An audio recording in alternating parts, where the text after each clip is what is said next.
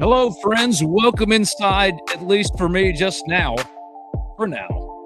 In a few seconds, Brad Logan's going to join me. All kind of technical difficulties to start Talking Champions on this Tuesday, April 21st, 2026. I already see the comments. How are the commenters? How are the listeners on time more often than us, the hosts? It's a great question. I can just simply say we're both getting old, and both being me and Brad Logan. Hey, Brad, how you doing over there? Doing well. Is audio any better, Ben? He's so low. I can hear you faintly. Yeah, chat. Tell us how I'm coming through. I'm having so many problems with my computer.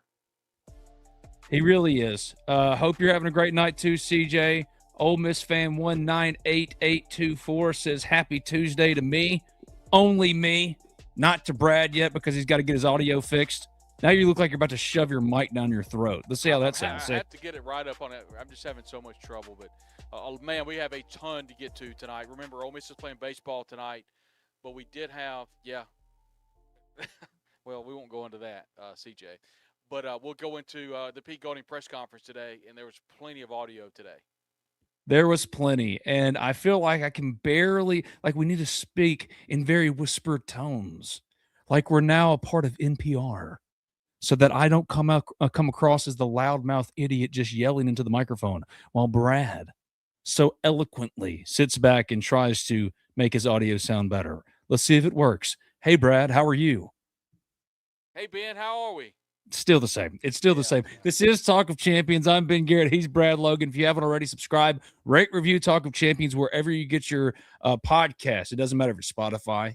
Doesn't matter if it's Apple Music. Wherever you get your podcast, just simply search for Talk of Champions and say whatever you want, but leave a 5-star review. Also, that QR code above Silent Brad's head, not Silent Bob. That would make me Jay in this scenario, but Sudu's not here. He'll be here in a second. That QR code above Silent Brad's head is for the Ole Miss Spirit, omspirit.com. And affiliate of On 3, if you sign up today as a new member, you get half off an annual subscription. That means what is typically like $120 is $50. So more than 50% off. That's the Ole Miss Spirit, omspirit.com, affiliate of On 3. At Gary Roscoe 4999 says, happy Tuesday, Brad. Let's see if Brad's got anything more than a faint whisper. Hello, everybody. Welcome to the show tonight. Oh. What have you done? What have you done? I've rebooted. I'm sorry, everybody. I tell you what you got to do. You got to get one of those fancy like travel mics that you usually hang around with. Clip that thing to your collar, all right, and connect that way and disconnect from the mic in front of you. Okay, take me off. I'm going to try that. All right, he's going to try that while we get that sorted out with Brad. So that's what took us so long to start. I thought it was me. I blame myself because I just got off of not vacation, but taking the family down to Orange Beach because Riley, the youngest, there she is. There she is. My youngest, my sweet buggies. She and the Tallahatchie Hotshots from just down the road here in Inglemoor, Mississippi, just outside of the New Albany city limits, finished first at Beach Nationals, and I'm so proud of them. And it was really fun. It was really exciting. That was their first place finish at Nationals, which means something. I did my best, did my part as the loudmouth idiot dad trying to sway the judges, offering money. They didn't take it.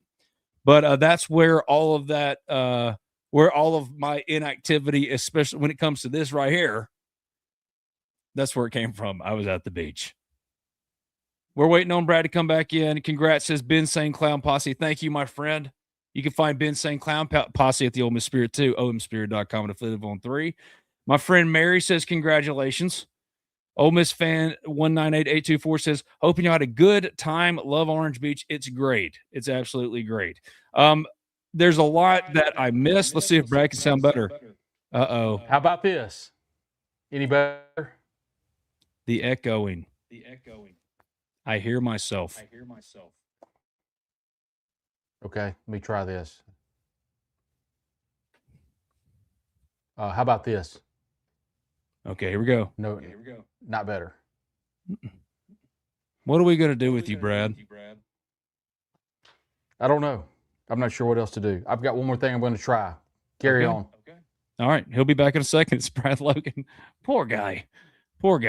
So much to get to. I see a question about WrestleMania in the chat. Oh, I've got thoughts on that. Need some Georges in New Albany is what Wes Harrington 2689 says. It's the best. It's not the same as it used to be. It used to be unstoppable, but it doesn't have its fastball anymore. It's like when me and my wife went and saw Britney Spears in Vegas. She didn't sing a single lyric. No Toxic, no, oops, I did it again. It was all lip syncing, but still, while the fastball wasn't there, the curveball was absolutely filthy. So with George's, it doesn't have its fastball anymore, but like the strawberry biscuit, the biscuits themselves with honey, cheeseburgers, they should be paying me for this advertisement. The curveball is absolutely filthy. So a lot to come today, especially once Brad Logan gets back in here. I wanted to start with some questions very early on in the chat, because a few of you want to know about where is it? The first one. Hey, Brad, how you doing? Let's see if it sounds better. Oh, he's telling me to wait. Okay, what about now? I don't know. I'm not echoing. This is my last resort. This is via Bluetooth on the Beats earphones. Here's the great part of this. We'll have to survive this because you sound fine. No interrupting today. So I'm saying that to myself. No interrupting Brad today because I want it to sound as clear as it can. But I've got a mic waiting for you, whether that be on Saturday if we see each other for Meet the Rebels. I know you got a thing, but like I'm going to be live all day. Me and Sudu are setting up a show for Saturday. Sudu's coming on to join us to talk about spring football here shortly as everybody starts to pile in for Talk of Champions for the next hour. I don't know what your schedule looks like for this weekend, but I want to come Saturday to be on the show if we can work it out. I've got a thing for my late father-in-law. We're honoring him Saturday morning. So when I finish that, I was going to come to Oxford. I'd love to be a part of the show. So we're going to figure something out with Brad. Okay. Whenever that happens, I got a mic with your name on it. So let's cover these questions in the chat. Jump to Pete Golding. Sudu's coming up. We got so much spring football stuff to discuss. We had a Tuesday availability with not just Pete Golding, but also a couple of newcomers, Jonte Cook and Blake Purchase, two players who will absolutely contribute to Ole Miss, whether they win or lose on the football field in 2026-27. Jonte on the offensive side in the slot, and Blake Purchase off the edge on the defense. So we're going to get to that in just a minute. Real quick, BJT114, is Malik Ewing, former Ole Miss Rebel, down Arkansas Razorback, NCAA basketball transfer portal closes tonight at midnight. Is Malik Ewing, who just got in, an option for Ole Miss? I don't think so. He would be a real shot in the arm, but he also has to deal with a waiver for another year of eligibility, I think. And he's not the only one. A lot of these guys that are fringe NBA draft guys are going to declare or get into the portal. Maybe a lot of them will have a do not contact designation, but really it's a whole strategic move to keep all of their options open. Yes, you still go through the draft process, but really if you can get that waiver, then you can go anywhere you want to for whatever amount of money. It doesn't matter if the portal closed. So do I think he's an option for Ole Miss? No. Am I underwhelmed by the Ole Miss basketball portal results so far? Yes. What about you, Brad? Yeah, I am. And, in the media availability today, there was a talk amongst the media, the James Madison transfer that's headed into Ole Miss. The numbers, they're not great. I don't pretend to know how to evaluate talent in college basketball nor how to fill a roster out. But if I told you that I was somewhat underwhelmed with how things have gone so far for men's basketball, I'd be telling you the truth. And while we're on the transfer portal, Ben, Siratinu, that's one that got into the portal with 4 hours remaining. That's tough. I have reached out to a number of people, and honestly, Ben, I haven't gotten a lot of, answers as to why Sierra, entered the portal from different folks, nor what the temperature is about the possibility of her return. I would think that Walker Jones, along with the entire basketball administrative team, is trying their best to get her back. I hope they do. She's a really good piece of this team, and I think with her, it will be really big. But those are my, that's kind of what's happening in the portal from the women's side. From the men's side, kind of underwhelming so far. And so you're hoping that things will change, but not particularly excited right now. Dior Johnson visited, and there was a real interest, pursuit shown, both sides. Ole Miss is going in a different direction. Indy Okafor committed to Ole Miss. Right now, Nico Bundalo isn't in the portal.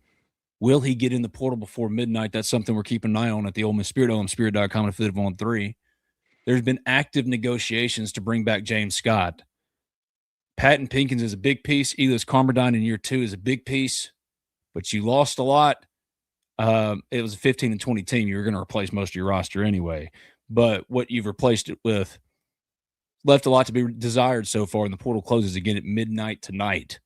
Here's one thing I've heard, and I'm pretty positive it's true, that Ole Miss spent like, I think, $8 million on its roster last year. $8 million this year is bottom fourth of the SEC probably. And Ole Miss people that have been paying that money to get these rosters aren't going to be paying more than that after what happened last year. So you're paying about the same rate. That could help explain why the results kind of are what they are. Not saying that you should be giving more money. Do what you want to with it, because Ole Miss was in the top, I don't know, the second tier for sure last year in terms of overall roster cost, and they went 15 and 20. So I understand both sides of that coin, but that could also help explain, or at least add context as to why Ole Miss is off to this not even slow start. The portal closes tomorrow. Like, you got to start adding pieces, right? Daniel Patton is a 2026 piece, but he's a freshman, and freshmen don't play for Chris Beard. They haven't at Ole Miss. Patton Pinkins did. Name another. And if Nico Bundalo does get into the portal, and if you maybe handicap it, I say he probably does, then that would mean of signing 4 top 100 prospects over the last 2 years, only one remains, and only one has made any type of impact, and that was Patton Pinkins. John Bowl played 17 games, but really they wanted to redshirt him. Whenever Chris Beard wants to redshirt a freshman, that should tell you everything you need to know. That kid's probably going to the portal the next offseason, and he's still got staff stuff to figure out. So it's just not a great place to be in. Gary Roscoe, 49999. Please give me your take on WrestleMania, Ben. Night 1, don't ever want to talk about it again. Night 2, there was a lot of good. Roman and Punk was an absolute banger.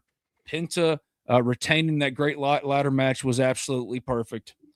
I'm sick of TKO, man. TKO has absolutely ruined wrestling. I can't keep my eyes off the advertisements all over the mat. The squared circle is supposed to be sanctified, rarefied air, which you hope to get to one day. And now I'm looking, I see like the Slim Jim table, right? It's just, it takes you out of it. There's no backstage vignettes. There's no personality to it. Now, Obafemi squashing Brock Lesnar was exactly what you needed. However, it wasn't enough to make me feel like that was WrestleMania. That just felt like a Backlash is Money in the Bank is Fastlane. It's WrestleMania is supposed to feel like an event, and that just felt like a corporate nonsense. Hey, Sudu. Okay, look, I come in here. Yep. I come in here to some WrestleMania slander.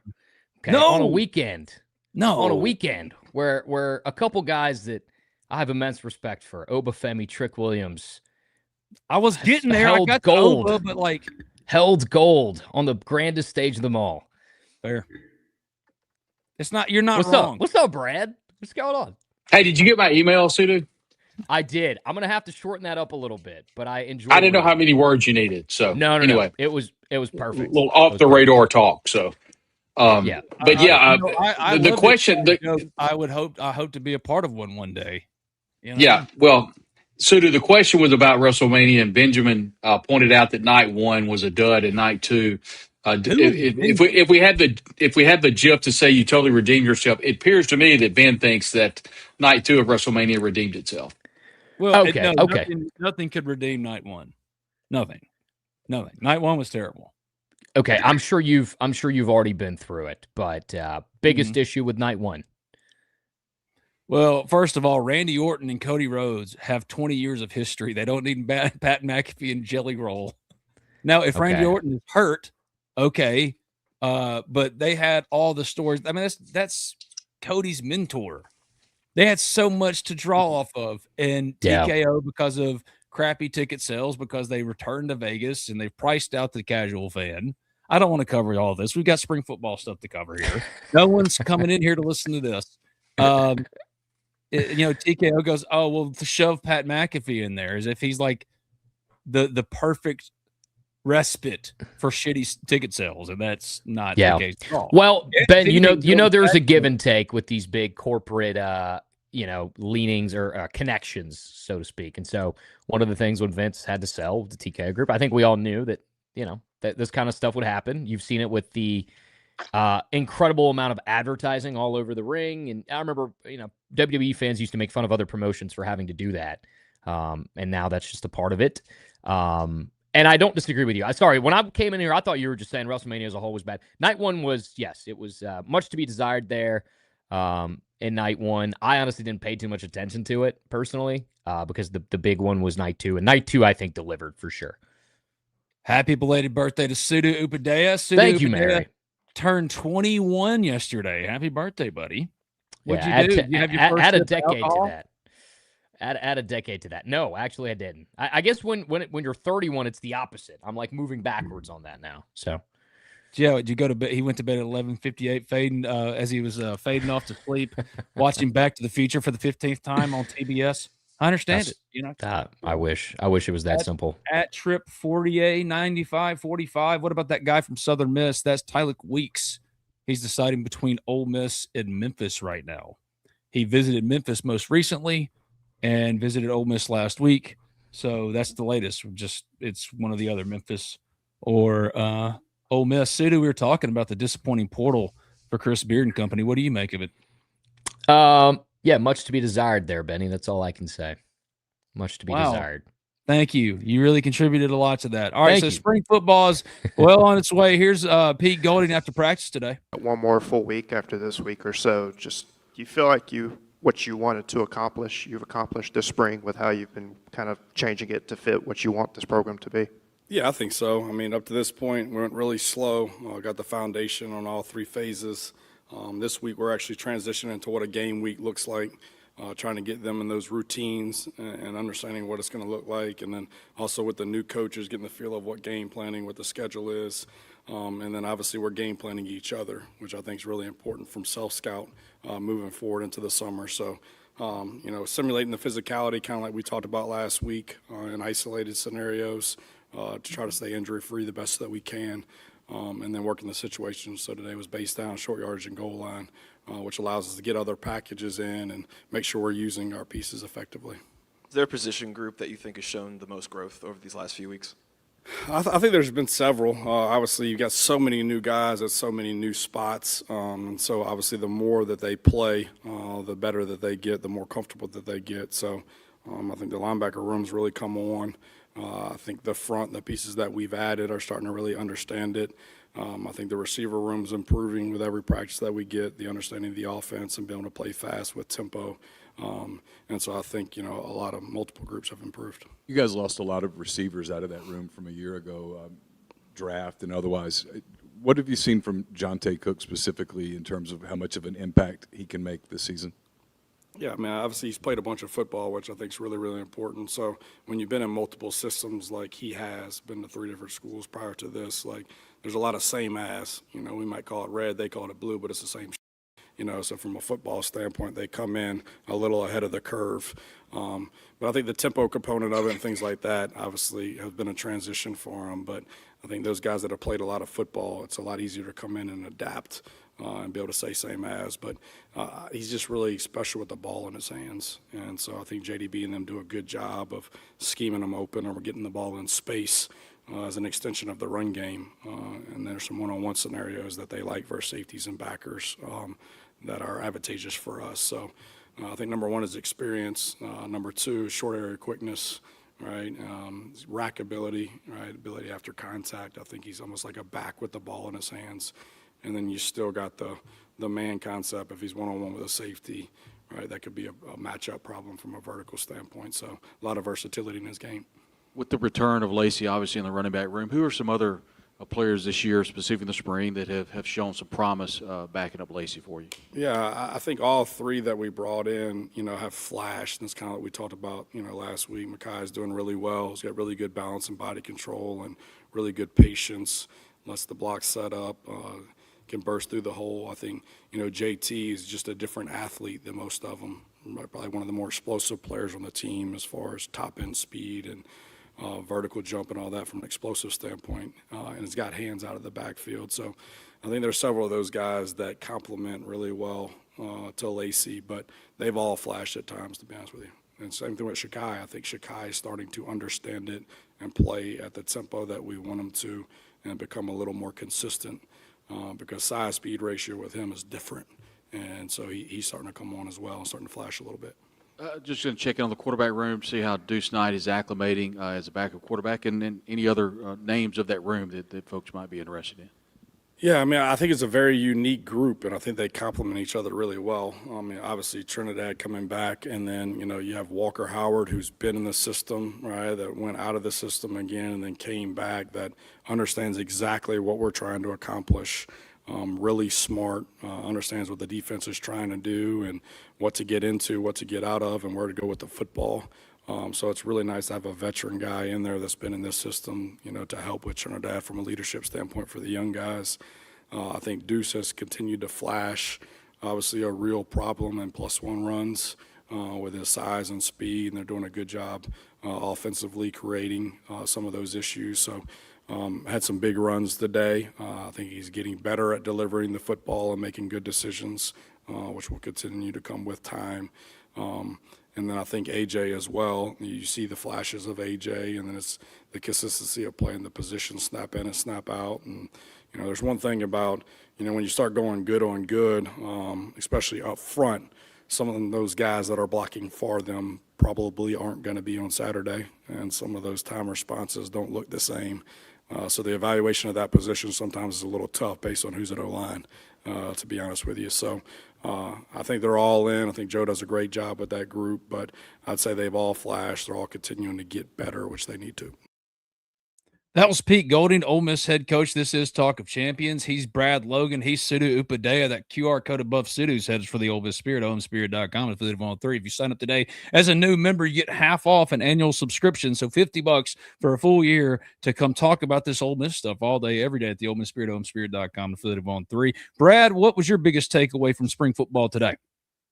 It felt like to me that when Pete started talking about the defense, he kind of echoed what we heard on the Rebel Yell hotline. The defensive backfield needs to work a little bit more on the craft. And I think he specifically talked about Antonio Kite, how he's got to improve, made some good plays. I think he pointed out at one point today that had a couple of interceptions. So, but continue to rave about a lot of younger players. But to me, it just jumped out that we've been kind of bullish about that defense. And I think in large part, linebacker, defensive line, and the defensive backfield, he kind of pushed back a little bit on that today. I think there's more work that needs to be done on that defensive backfield. Two, I wanted to hear what he had to say about the quarterbacks. Is Ben St. Cloud Posse, A.J. Maddox is an underrated dog. He can spin it. I agree. And it felt like it was more what Pete did not say than what he did say in regards to quarterback Deuce Knight.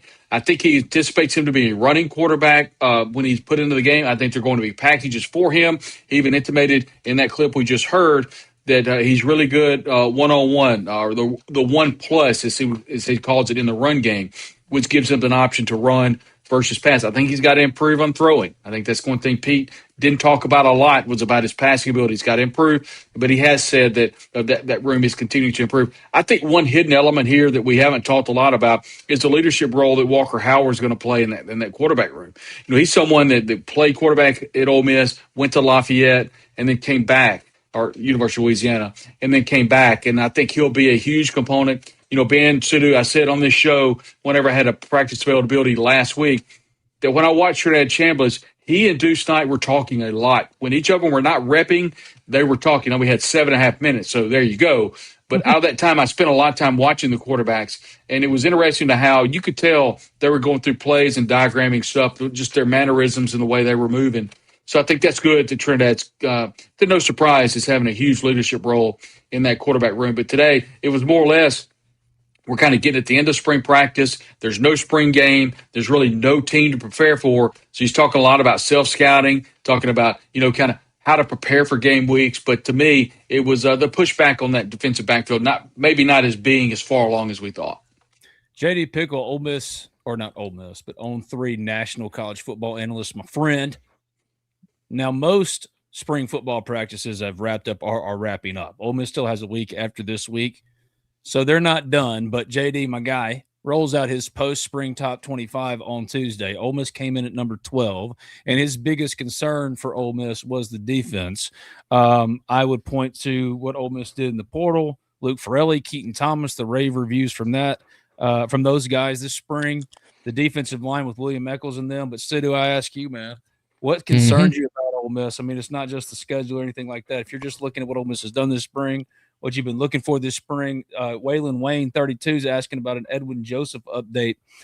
He's running or mixing in the rotation of the defensive backfield, the first and second team at strong, I think is where he's at. I don't want to misspeak. Free safety is Jonel Aguero, but he's still coming along. A lot of those guys, those transfers, it was good to be there for the spring because it's taken a little bit to get acclimated to some of the new stuff, especially Edwin Joseph comes from a different system at Florida State. So I haven't heard a ton about him, but we've only gotten a certain amount of time, and he's mixing in with the rotation. He's going to play. All 5 of those defensive backs in the transfer portal that they had are going to play. Sharif Denson has had a great go of it in the nickel, and again, Jonel Aguero, Jay Crawford's come on after getting beat up pretty good, not injury wise, but as far as reps wise early on in camp. But for you, Sudu, what's your hold back? Like what's keeping you from saying, or maybe you think Pick's wrong, man, that they are a top 10 team, top 8 team post spring, whatever it might be. 12 is just right, not good enough. What are you kind of on Ole Miss, and what concerns you, if anything?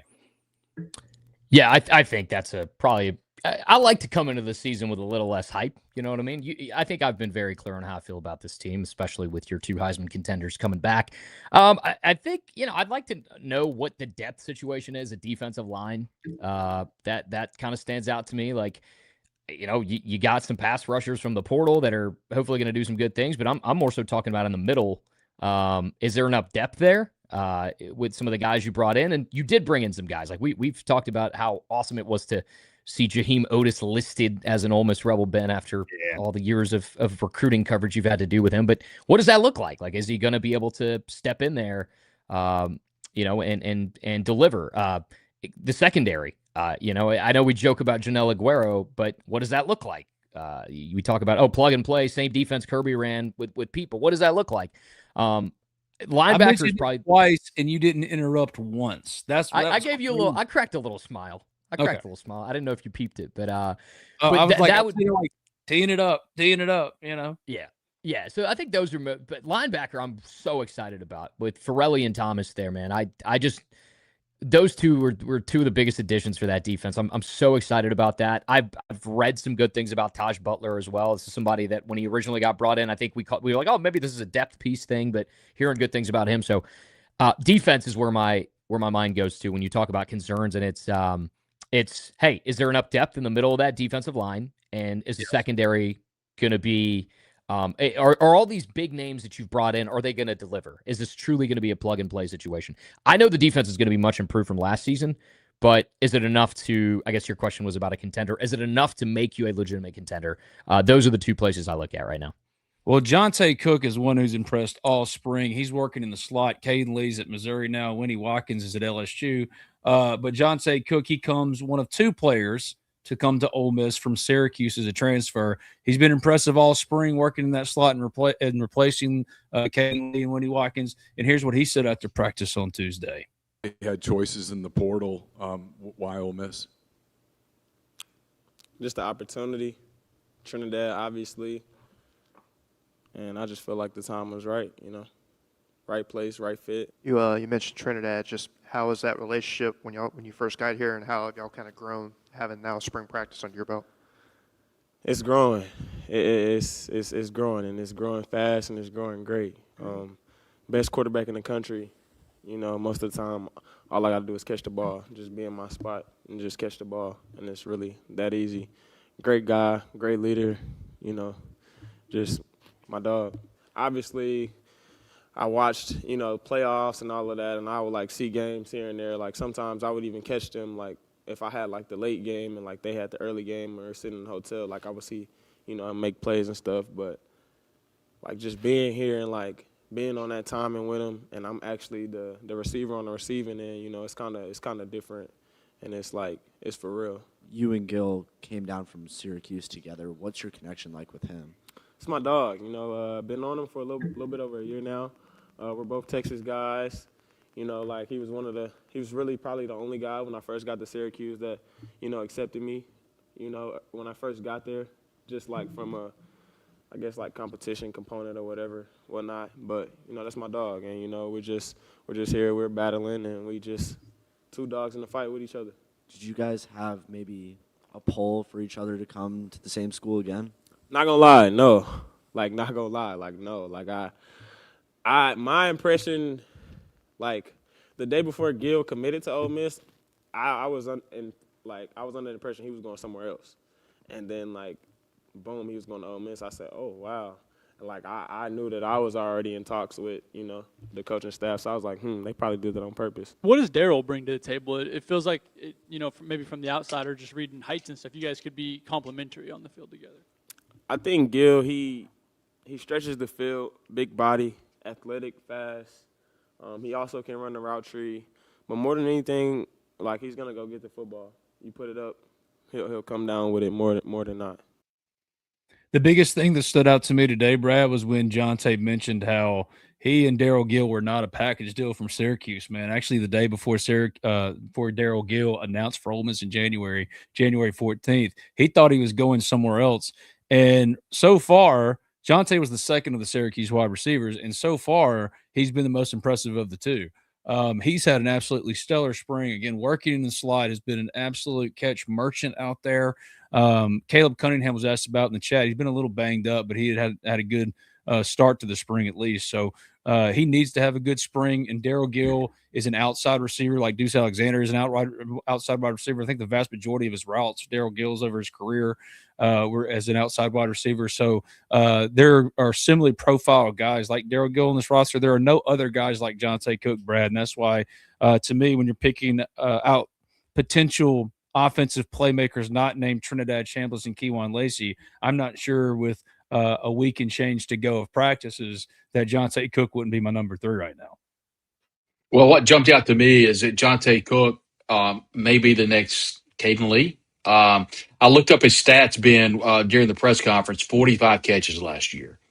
And he's someone that could be in the slot, could be just a ball hog, just can sit down, get the first down, get upfield, get yards after catch. I was also impressed with I always thought it was a package deal with Gil, just like you said. I did. I think everybody did. And he quickly pointed out that it was kind of a separate deal. So I think that's it was interesting to me that it was I thought he was very methodical with about a business decision, meaning he was excited for the opportunity, but he was more excited, I think, by playing with Trinidad Chambliss and walking into a wide receiver room. And Ben, I'll tell you what he said specifically. It was love at first sight. And basically what he said he meant by that was when he walked in, he immediately gravitated towards all the receivers, and they all kind of came together. I think the biggest question, Sudu and Ben, I have for this wide receiving core that I've had all offseason is going to be who's going to take up a Stribling spot. Who's going to be able? Is it going to be Gil that's going to be able to take that Deshaun Stribling spot? The guy that goes up, that got separation, that made the big catch, and was the physical receiver. I think they want Gil to be that guy. I think they want Caleb Cunningham to be somebody that can go up and get the football and be physical. Cunningham looks like he's put on some weight. When the chance I got to see him last week, looks like he looks more the part. But to me, I think Cook could be a possession guy. They will see if he's got those burners. But I was impressed with that today. But once again, I think everybody in that room is just wondering who's the next Deshaun Stribling. And if nobody is on the roster that is that next Stribling, who's going to pick up the slack? Speaking of DeJon Stribling, I checked recent mocks for ESPN and NFL.com. Currently the only surefire projected Rebel to get drafted, and he is climbing up draft boards, I think, as high as the second round, according to ESPN. And NFL.com had him in third, or it might be the other way around. Memory might be failing me here. Either way, looking like a day 2 pick. DeJon Stribling was a great one-and-done player, wore number 1 for Ole Miss, returning that to glory, if you will. Remember Laquan wore it, Jonathan Mingo wore it. We could go through all the number 1s, man. And it lost its luster. And here comes DeJon Stribling, who I saw at spring football practice a couple of weeks ago before he went on all these pre-draft visits. And the draft is coming up this weekend. And he even said it to you. Teams have been really receptive to him and what he's done so far, and what he's really been able to do in the pre-draft process to put himself in what looks like a really great position. And that's like the main dude you're trying to replace offensively. And you got to remember, he started slow. So if guys start slow, don't jump off the train. It can take some time. It took him until I think October to really get going. But once he did, man, he was really, really good. I want to do something. I knew it was coming. Sudu. I got to get to some commercials to show my thanks. You're muted. To say my thanks to B&A Bank and, to Alan Samuels, Riverland Roofing. But Sudu, I knew I was going to get asked about this. Yeah. Ben and I had a little we had a little like pre-show conversation earlier, and we were like, what are the odds? Like, how quickly is this going to get brought up? Is that the first mention of it, or? That's the first mention. It took 3525 at BHim_Red. Ben, dying to hear you addressed Lane Kiffin's creepy post with you and your daughter at quarterback. There's a little bit more of a story to that. Yeah, until we do it, let's hear from our sponsors. We knew it was coming. We did. I only have myself to blame. I'll preview it with that. I only have myself to blame. Let's hear from Riverland Roofing and others. This is Talk of Champions. Homes and businesses from the whims of nature. You need more than just quality materials. You require Riverland Roofing. Licensed, insured, and certified, Riverland Roofing offers not only the assurance of excellence, but a tailored approach to your unique structural needs and budget. To learn more about what Riverland Roofing can do for you and the community, call them at 662-644-4297 or visit riverlandroofing.com.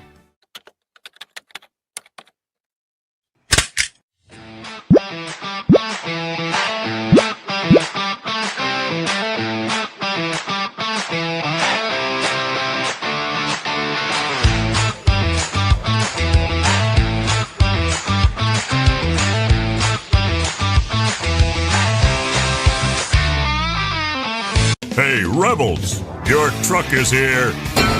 Ellen Samuels Chrysler Dodge Jeep Ram in Oxford presents the all-new Ram Rebel. It's Ram, the Rebel way. Send an unmistakable signal. Rebel, 24/7. Ram Rebel, from your friend in the car business. Ellen Samuels Chrysler Dodge Jeep Ram in Oxford. Come by, let's be friends. I'm Warrior Philip Hearn. Raising my family here in Mississippi, I've tried to teach my kids to help others. I learned that from my parents. And as a Mississippi lawyer, I want to help you too. If you're hurt in a traffic accident, 18-wheeler wreck, or have insurance trouble, call 601-720-3541. That's my cell. You call, I'll answer. Let's get started. Make your first call to the Hearn Law Firm today. Our thanks to all of our sponsors. I'm Ben Garrett. He's Sudu Upadhyay. He's Brad Logan. The Ole Miss Spirit is the place you need to be when you're not here with us on Talk of Champions, omspirit.com. All right, here's what everybody's talking about. All right, here's the post. I want to defend Lane here. A lot of people have been asking me. We're not friends, Sudu. I don't want you to go ahead and put out that narrative. Aha, you're muted. You can't say anything. You're not. That's not what Stop this it. This is you saying you're not friends is just ridiculous. You guys are buddies, bro. You're just texting each other. You're on a family trip, texting him, and like a proud uncle, he's reposting these videos. Well, first of all, there's a Sudu's kind of right. Thank you, Brad. Thank you. Yeah, he's kind of right. Sorry about that, but yeah. All right. No, don't apologize to him, Brad. First of all, I want the record to show it was a point of contention in Orange Beach of whether or not this was an overthrow or, in my opinion, Riley should have flattened her route and been stronger at the catch point. To prove that I was right, I said, I'll text Lane Kiffin. And no one believed the that QB, I would. The QB whisperer himself. Great decision on your part. Well, again, it's really that simple because that's what I've been trying to make very clear to everybody. Lane Kiffin is not complicated. He is a this is not a dig at it, but like there's nothing below the surface. You know what I mean? He's an easy. So I texted him and I said, just like that, I thought she did this. They say she did this. What do you say? And like minutes later, said overthrow. And that was the funniest part, is like it took no time. It was like, and then he asked if he could post it. I said, I don't care, do what you want to do. And that's where that came from. So he called you and left you a voicemail to ask you if he could post it. It was very nice of him to get your permission, since that was your kid in the video. I thought that was a very mature move from one dad to another. I appreciate that. I want it like that. So I didn't think it was creepy. I thought it was funny though that he posted it. And LSU fans and some of them in the media, they're like, "Oh, this dude's doing like, has he got to deal with him again, Lane?" And then Lane, you son of a gun, Sudu. Then Lane says, he said, "No, he's good." And I'm like, "All right, man, you know what I mean?" Just because like it ain't that serious, but it's never like everyone wonders why, like how to figure out Lane Kiffin. It's not hard to figure out. There's just not a lot more beneath the surface. When did y'all take this picture, by the way? That's a great photo of both of you. I hate everything about you right now. Everything. So that's done. Sudu, Brad, y'all can say what you want to say as I get a drink of Pepsi. It was nothing. It was just nothing. And it's just, I remember everything Ole Miss Rebels, I think on Twitter was like, I have so many questions. And I was like, and another on the Ole Miss Spirit message board, Ben, are y'all friends? And I'm like, no. Yes. It's just, that's what, oh, well, okay. Fine. Yes. You guys are. Yeah, they are. Like my boy Ole Miss fan 198824 said, y'all are buddies. Nothing wrong with it. There's nothing wrong with it. That's fine. Okay. Look, I love what we do, and I love talking about sports with you guys all the time. I really do. But look, we're not curing cancer. I mean, they're throwing a football on a field of grass or artificial grass and scoring touchdowns. I mean, it's not rocket science, so let's don't get too deep with it. But we do, because we love it, and that's cool. But I think what's really cool in all this is nothing's going to matter on September 19th. I mean, we could all talk about everything going on, and I get all that, the kind of correspondence, the online chatter, and everything. Look, let's be honest. It's going to be wild on the 19th, and he's going to be the most hated man in that stadium for predominantly the people in that stadium, and he's going to love it. He's earned all of it. All of it.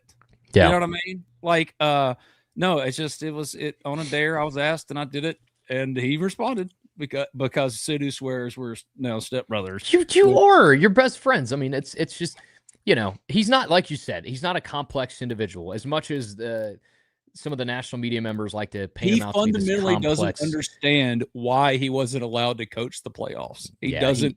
And like, he's like, yeah, but it's a very immature. He's not as well, like, he has trouble like processing things like that you and I might think is normal. And that's just who he is. And so, but he's got a great friend in Ben, and I can't wait for that pregame handshake between the two. That's going to do numbers on social media. Here's what I really want to know. Y'all saw the video. Sudu, was it overthrown or was I right? It could have been caught. I'm going to give Riley a pass because she's 7 years old. It could have been a better. She's 9. She's 9 years old. She's like 3'2". She could. All right. She could have. It's not my fault that her catch radius sucks. She could have dove. But as her father and as her quarterback that knows her limitations, you should have placed it a little bit closer to her. But it was a catchable ball. Okay, it was a catchable ball. Brad, was it overthrown? Yep. You suck. Good grief. You absolutely suck.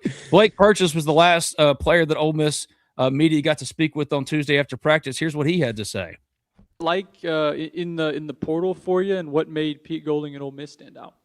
Yeah, in the portal, being at Oregon, I kind of got into the portal kind of late into the process, like going to the playoffs and everything. So the portal, it was like hectic, just a lot of different phone calls with people, and just based on my first phone call with Coach Golden, I could tell he was different.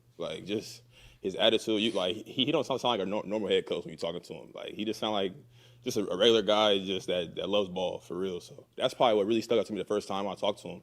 After the first conversation, I basically knew this was gonna be my first visit, coming out of the portal. And how does this system complement your kind of play style? Yeah, I like it a lot. On the edges, we do a lot of different things. We rush, drop, literally probably everything an edge rusher can do, you're going to do in this system. So really just, putting that resume on for the league that you can do everything.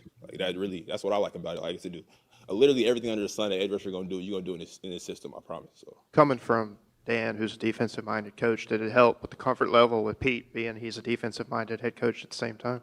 Yeah, for sure. Like obviously, like with Lanning, he was kind of like he gonna be with the defense a little more, and it's kind of the same thing over here. Like he gonna pull you to the side, get you have little pointers and stuff that he sees. Just him being a head coach, but he's still like he a defensive minded guy, so like, he got a lot of different pointers and things that you'll hear Coach Golding like he'll pull me to the side, just tell me something real quick, and definitely been a great thing. Like always having like a whole bunch of different set of eyes on you every play. I feel like.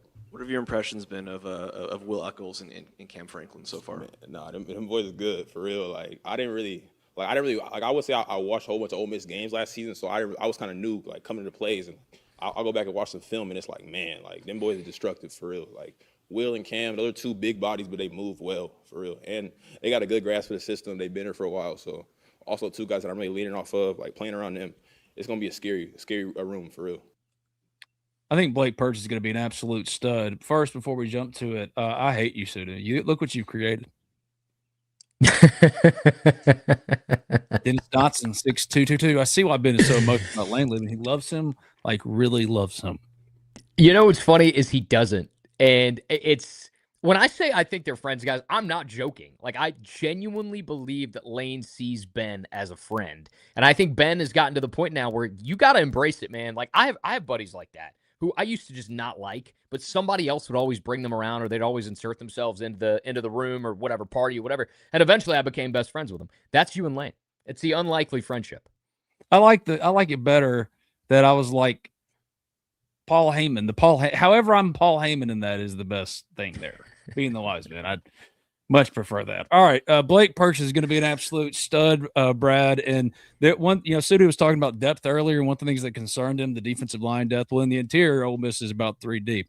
At edge, especially on the strong side, that's where you have some question marks. Can a Jaheim Otis, if he needs to kick out? Jordan Renaud, is he healthy enough? He's still on the injury list right now. Probably going to sit out for the spring, but there shouldn't be any limitations come the summer and then the fall. Maybe he's the guy that replaces Cam Franklin. Cam Franklin at 6'5", 6'4", 6'5", 315 comes out. That might be a question mark. But that is more so what I was relating to, is with Eccles and Franklin having to leave the game. Like you have bodies, but what do you really have is more so what I meant. Yeah. So like we'll see. Micah Borio needs to lose about 15 pounds. I heard from Harry Harrison, who's seen more practice than anybody. That's not essential personnel over there at the Manning Center, Brad. But if you had to pick outside of the obvious, William Eccles, Centarian Perkins, pick your guy, your returning guy, Cam Franklin. Blake Purchase, like a Jonte Cook behind Trinidad and Keewan. If you're talking about newcomers that can make impact or have impact, Blake Purchase is up there. He's up there. He's up there with Maldonado. And Purchase talked specifically about Centarian Perkins, about how much of a leader he is. What I like about Purchase is he's been in the system of Dan Lanning last year. I mean, he was a great component of that Oregon defense. He's out of Colorado, and he was actually asked, I don't know if we'll hear this or not, but about coming to play down in the South and just kind of how he watched this Ole Miss team. And more importantly, we came on this recruiting trip. And once again, we may hear this in a moment. Forgive me if we hear it twice. But the play from the Miami game was playing at the end of the game, and it was played over and over. And people were watching that because people understood that are on this team that was a huge play that ended the game when Ole Miss was 1 or 2 plays away from playing in a national championship. So you like that, knowing that you're walking into a situation to where this team is ready to roll. And here's another name, and we've already talked about him, Jaheim Otis.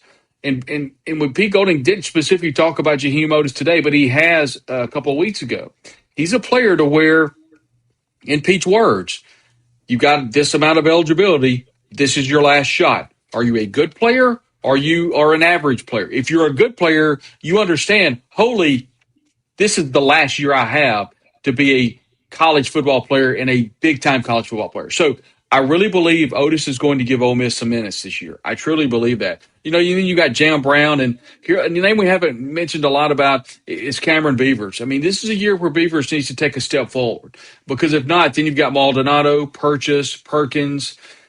I am also equally worried. I mean, Jordan Renaud, he needs to be healthy, guys. He does. I mean, they need some help in that interior line. Andrew Maddox, is this a year where he could give a couple of minutes?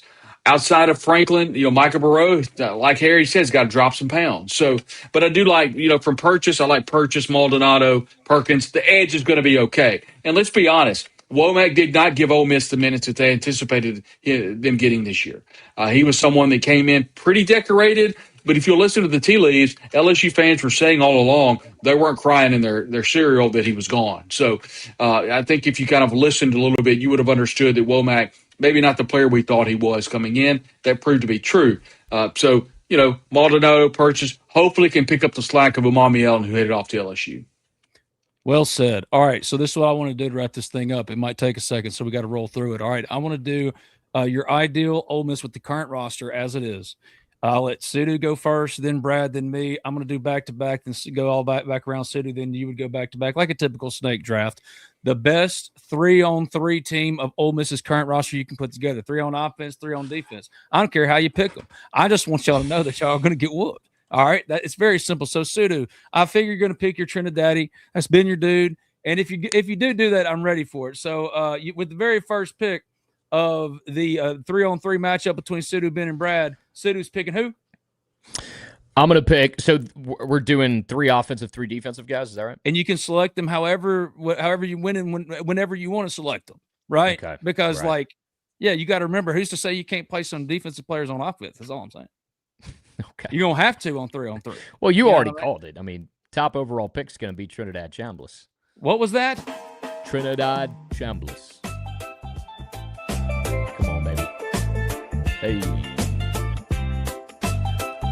We like the remix. I was vibing to it. Yeah. I was vibing to it.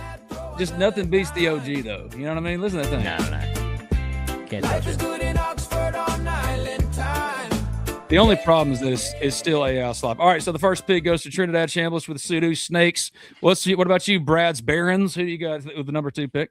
In the second pick of the Talk of Champions draft, Brad Logan selects running back Kewan Lacey for Ole Miss.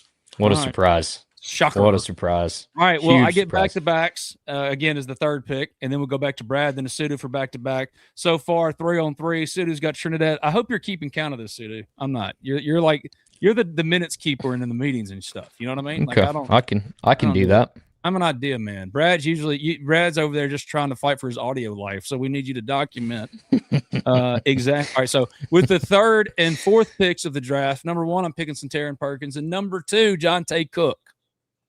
Wow. You're letting that media availability get to your head, huh?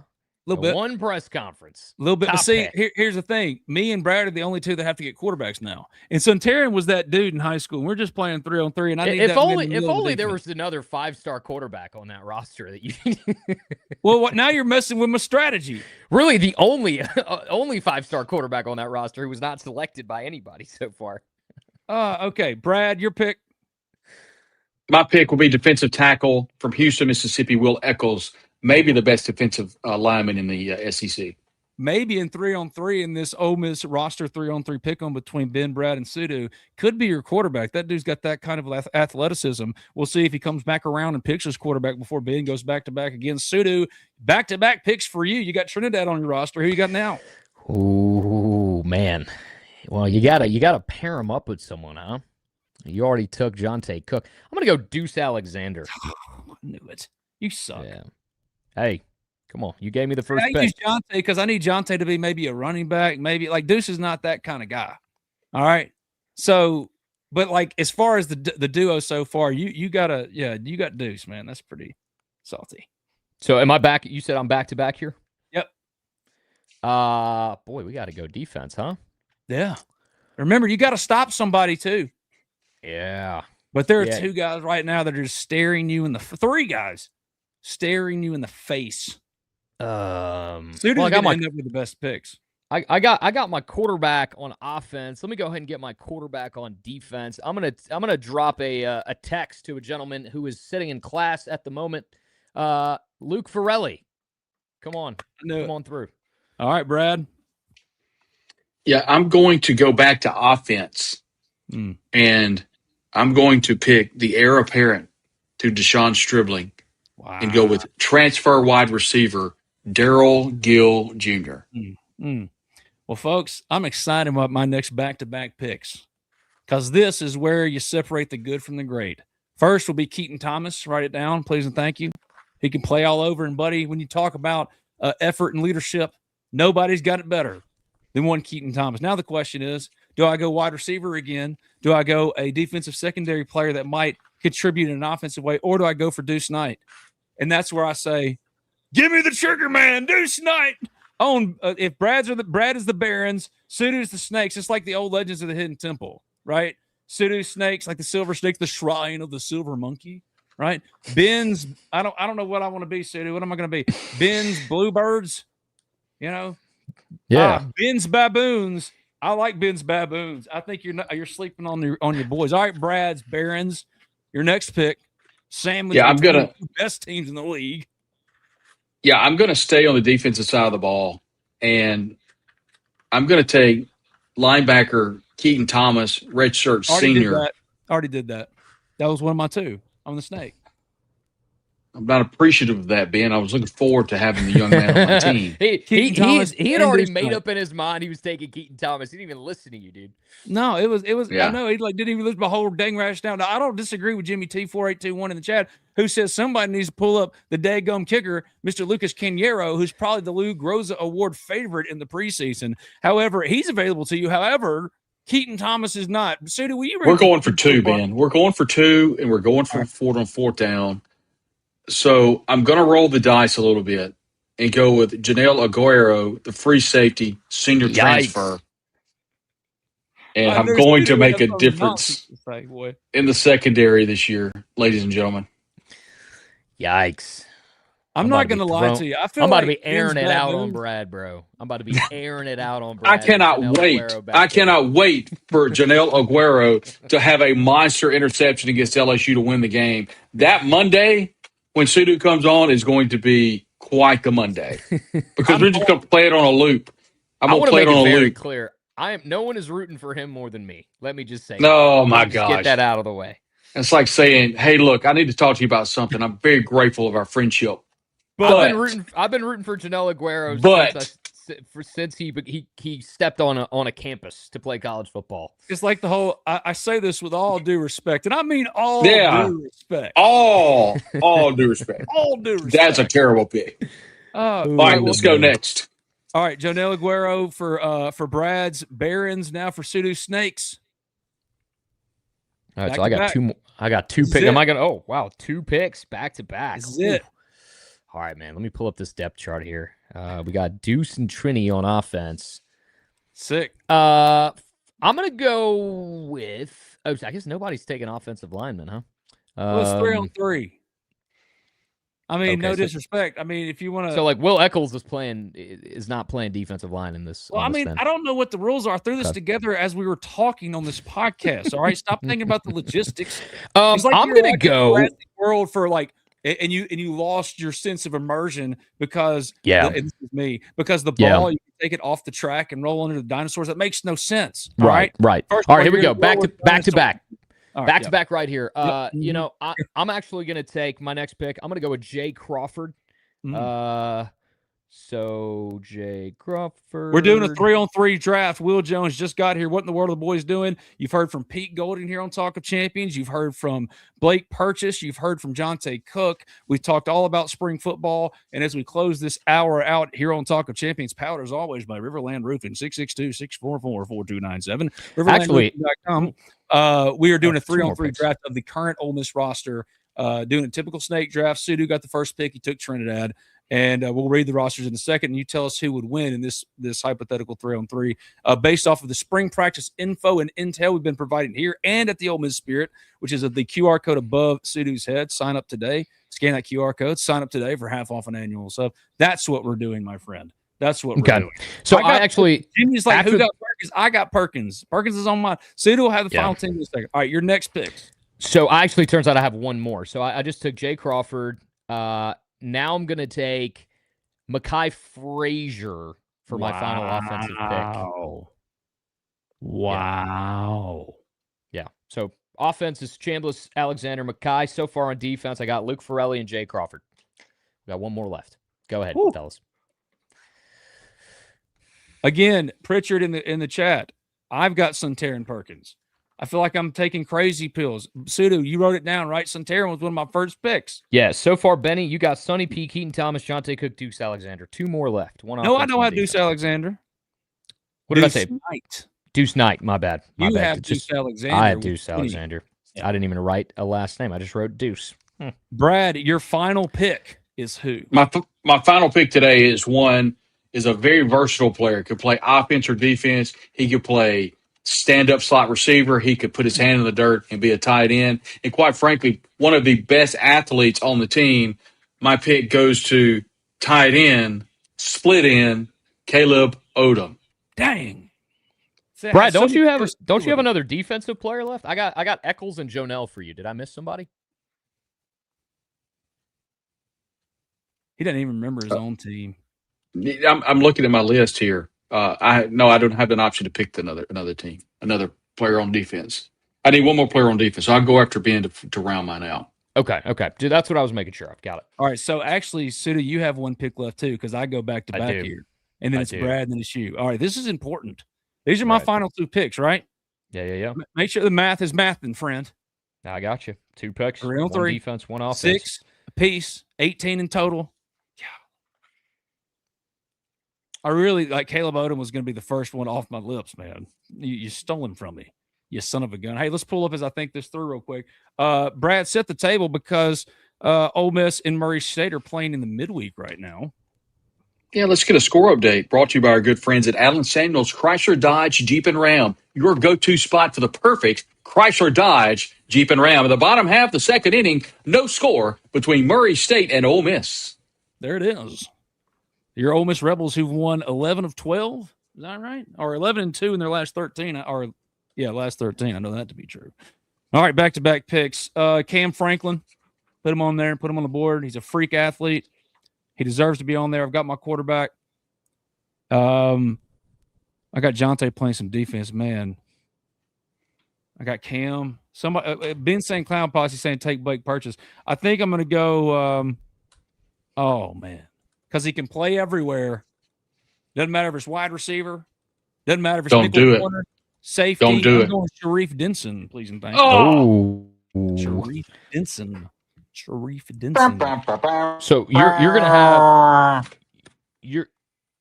okay. So wait, you're playing 3 defense, Dakota. We the math wasn't supposed to be mathing so Yeah.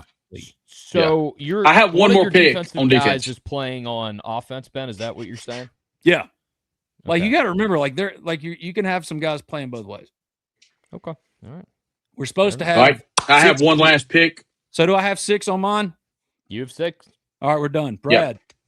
I have one last pick, and this is a bit of a pick that everybody's not going to like, and that's cool. But I really feel like this player is going to have a huge season. I'm rolling the dice for Nickelback, number 31 on the field, but number 1 in our heart. Yep. Ladarian Squirrel Clardy. I like that one. That's really good. Been trying to get Squirrel on the podcast. He's kind of gone dark on me in the Twitter DM, so we'll try that one again. Yeah, that's a really good one. He can go both ways. All right. I guess that leaves me with the final pick. And Sudu has no idea. You know, if Jonell Aguero was on the board, man, he'd be scooping him up so fast. I'm man. so ready for him to blow up this year. I Oh my hope he's with gosh. Patrick Kudus because, like, dude, when Patrick Suda's going to started- block my phone number. No, I promise you. I've been rooting for him to be good for a long time. I hope it's in Oxford, not in Athens. Well, it's when definitely not gonna be in Athens that Patrick time. Kudus It's started slow, one person stood tall and said he's getting better, and he's getting better and better every single week. Brad, let other people gas you up, like humble. No, be humble here. Be modest. Okay, no humble. Like my guys used to say during the Braves World Series run. No humble. No humble. All right, no humble. Brad called Patrick Kudus. Maybe he's calling Jonell Aguero this time. What a rub it in Sudu's face that would be. Mm-hmm. He's not buying it at all. I really am hoping it works because we need it to work. My final pick. One more pick for Sudu. We got to round it up, boys. Yep. Yeah, I've got a 6'6", 230-pound edge rusher who I've been singing praises of since he committed to Ole Miss. So it's only right that I select Jonathan Maldonado with my final pick. Oh, well done. All right, he could be a freak. So rattle off the teams, and then everybody decides who won. All right, Sudu Snakes is? All right, we've got Trinidad Chambliss, Deuce Alexander, Mekhi Frazier, Luke Farrelly, Jay Crawford, Jonathan Maldonado. Biggest reach there was Frazier, probably. I don't know. That's an interesting pick by Sudu Snakes. All right, Brad Logan's Brad Barron. Reach. I think he's going to be a monster. All right, go ahead, Brad. All right, Brad. So for Brad, yeah, Sudu's got him. We've got Keywan Lacey, Daryl Gill Jr., Caleb Odom, Will Eccles, Jonel Aguero, LaDarian Clardy. Who's throwing? No, that's the winner. Keywan Lacey. We're running the wild Razorback with the wild hog. Yeah. With Squirrel. We're running the wild hog with Squirrel, and also Keywan Lacey's going to run the wild hog too. Brandon Bolden could do it. Why can't Keywan Lacey do it? Dang right, Brad. And then read the winner circle. From the winner circle, Ben's Barracudas. I changed it. Ben's Barracudas. Listen for Benjamin's team, we've got Jonte Cook, Deuce Knight, Sharif Denson, Cam Franklin, Centarian Perkins, and Keaton Thomas. That's the losing team. Yeah. Ball game. The Wild Rebel going to run wild on you. Oh, I know. All right. Objectively, you can't pick your own team. Sudu, who had the best team? Chambliss, Deuce, Mekhi, Luke. You can pick your own team. Just objectively now.